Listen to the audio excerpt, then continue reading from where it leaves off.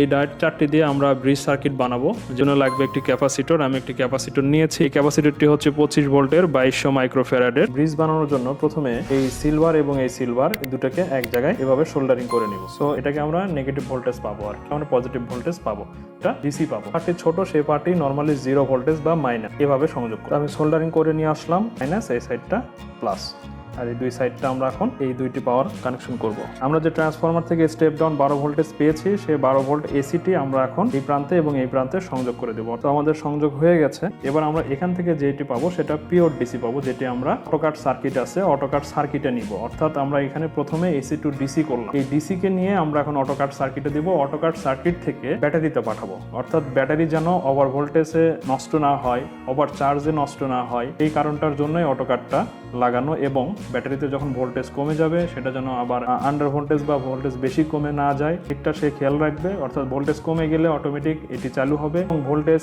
বেশি হয়ে গেলে, চার্জ ফুল হয়ে গেলে অটোমেটিক বন্ধ হবে।